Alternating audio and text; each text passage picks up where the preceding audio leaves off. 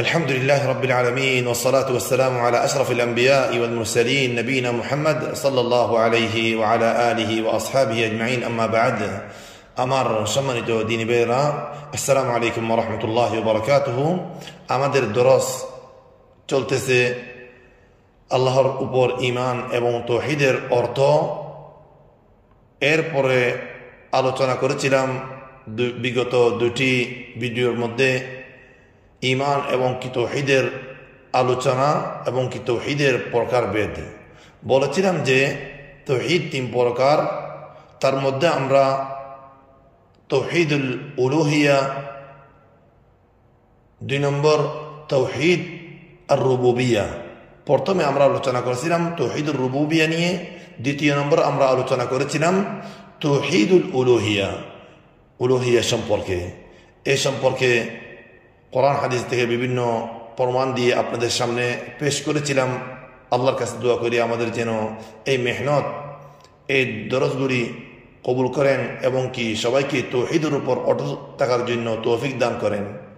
আল্লাহ সুবহানাহু ওয়া তাআলা যদি কি আজকে তৌফিক দান করেন, আল্লাহর রহমতে, আল্লাহর মেহেরবানিতে আমরা তাওহীদুল আসমাই ওয়াস সিফাত, তৃতীয় নম্বর তাওহীদ হচ্ছে আল্লাহর সুন্দর সুন্দর নাম এবং গুণাবলীর উপর ঈমান আনা। কিভাবে আনতে হবে? আল্লাহর নাম এবং আল্লাহর সিফাতের উপর ঈমান কিভাবে আনবো? আমরা আল্লাহর নামের উপর এবং আল্লাহর সিফাত গুণাবলীর উপর ঈমান আনতে হলে এভাবে ঈমান আনতে হবে যেভাবে আল্লাহ পাক রব্বুল আলামিন নিজের জন্য কি করেছেন? ইকরার করেছেন, সাবিত করেছেন, সাব্যস্ত করেছেন কোরআনুল মাজিদের মধ্যে, এবং রাসূলুল্লাহ সাল্লাল্লাহু আলাইহি ওয়াসাল্লাম যেভাবে বলেছেন, যেভাবে বর্ণনা দিয়েছেন, সেইভাবে আমাদের ঈমান আনতে হবে। কারণ আসমা ওয়া সিফাত এগুলির মধ্যে আমাদের মন গড়া বিশ্লেষণ দিতে পারবো না, অর্থ দিতে পারবো না, আর কোন বিশেষ গুণাবলী অথবা সিফতকে আল্লাহ পাক রব্বুল আলামিনের কোন সিফতকে বাতিলও করতে পারবো না, আর অস্বীকারও করতে পারবো না। যেভাবে কোরআন হাদিসের মধ্যে আসছে সেইভাবে আমাদের ঈমান আনতে হবে। এটা কিভাবে হয়েছে, কিভাবে আল্লাহর গুণাবলীটা, কিভাবে আল্লাহর এই সিফত কিরকম, সে নিয়ে আমরা কি বিস্তারিত কথা বলতে পারবো না। কারণ আল্লাহ পাক রব্বুল আলামিন কোরআন মাজিদের মধ্যে বলেছেন, লাইসা কামিসলিহি শাইউন ওয়া হুয়াস সামিউল বাসীর। আল্লাহর কোন সিফতকে, আল্লাহর কোন নামকে মানুষের সিফত গুণাবলী নামের সাথে তুলনা করা যাবে না। এটার নাম হচ্ছে কি? তাওহীদুল আসমাই ওয়াস সিফাত। এটার নাম হচ্ছে কি? তাওহীদুল আসমাই ওয়াস সিফাত। আহলুস সুন্নাহ ওয়াল জামাআহ এভাবেই আল্লাহর আসমা ও সিফাতের উপরে ঈমান এনেছেন, আর এটাই হচ্ছে কি সত্যি।